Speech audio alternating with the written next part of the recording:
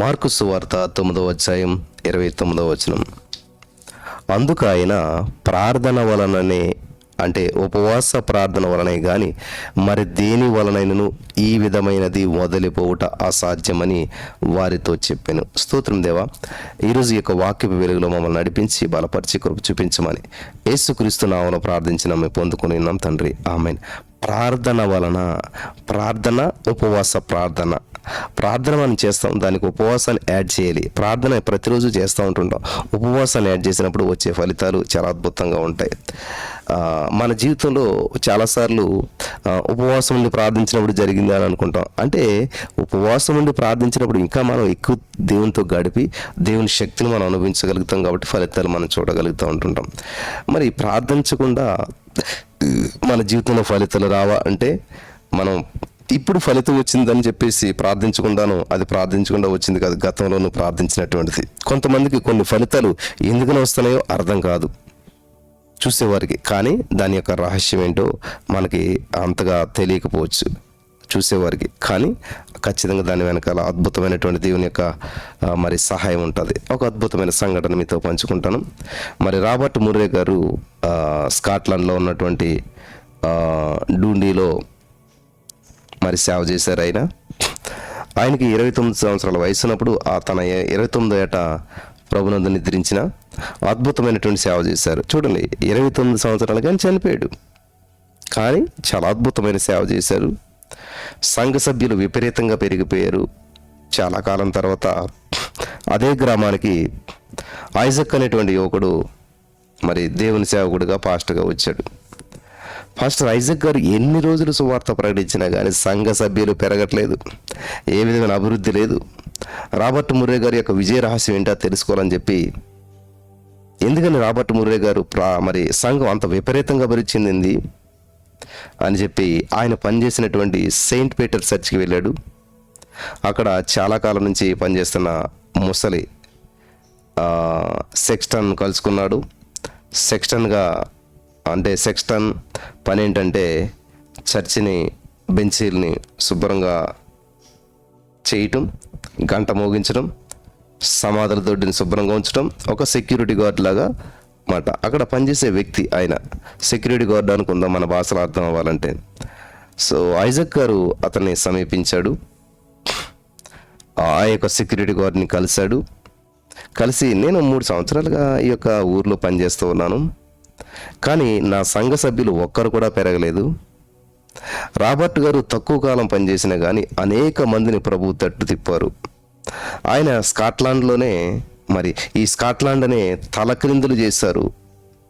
Robert గారి యొక్క విజయ రహస్యం తెలుసుకోవాలని చెప్పి మీ వద్దకు వచ్చాను, మీకు తెలిస్తే దయచేసి చెప్పండి అన్నాడు.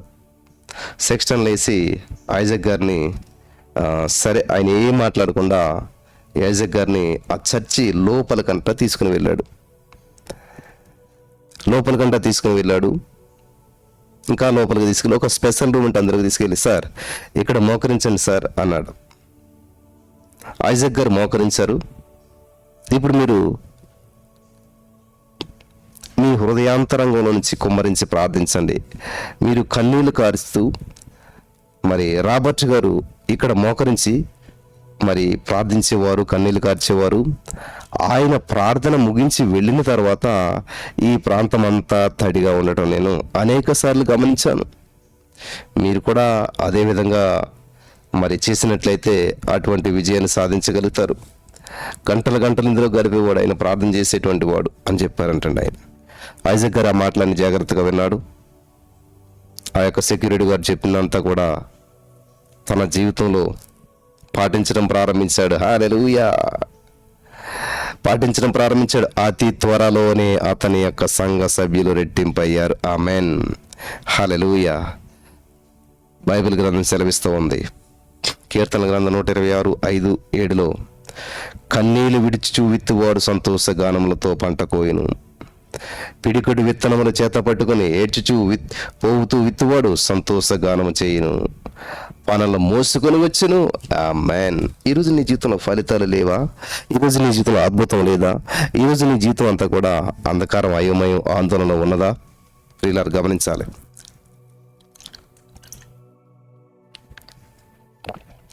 ఎంతో కాలంగా ప్రార్థన చేస్తున్నావు, ఎంతో కాలంగా ప్రయత్నం చేస్తున్నావు, ఎంతో కాలంగా మరి ఏం చేస్తున్నా కూడా ఏ విధమైనటువంటి ఫలితము, అభివృద్ధి, ఆశీర్వాదం నువ్వు అనుభవించలేకపోతున్నావా? అంధకారంలోనే జీవిస్తూ ఉన్నావా? వ్యాపారం ఎప్పటికీ అలాగే ఉన్నదా?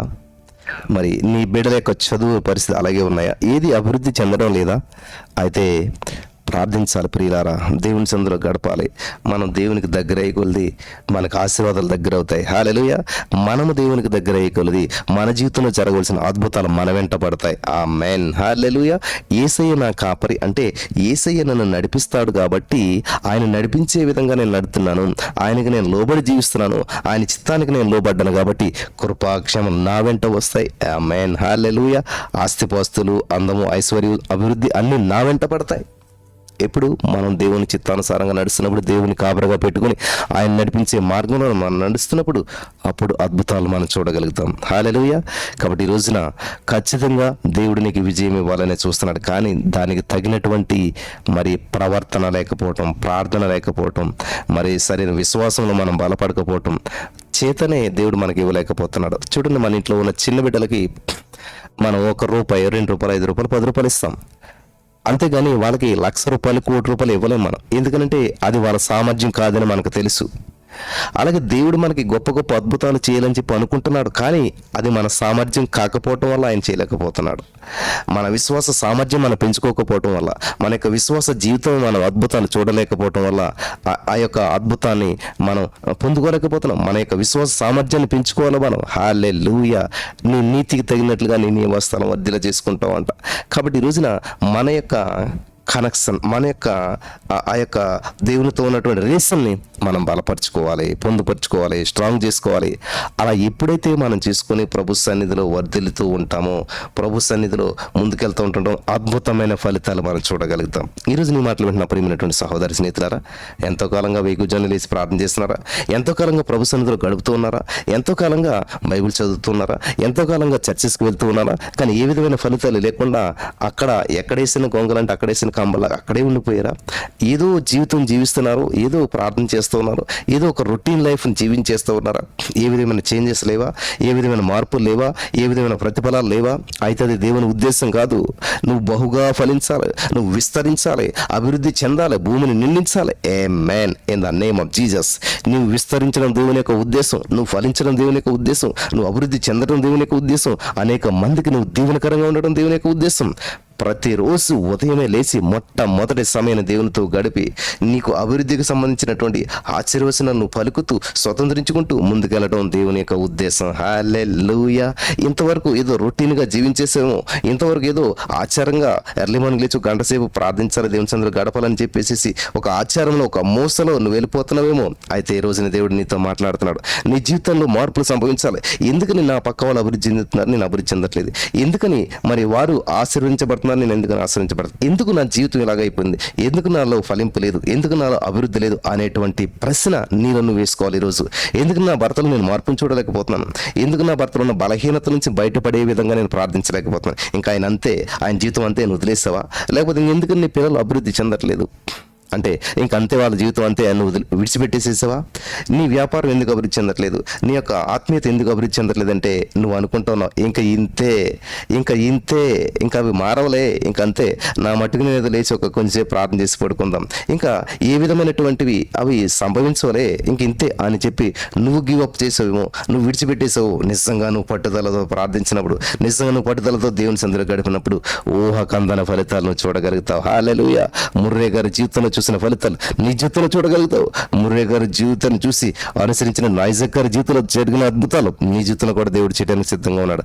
నమ్మటి నీ వలనైతే నమ్మవానికి సమస్తము సాధ్యమే. ఈ యొక్క అద్భుతమైన మాటల ద్వారా ప్రతి వారి జీవితంలో అద్భుత ఆశీర్వాదాలు స్వతంత్రించుకుందురుగాక. ఆమేన్.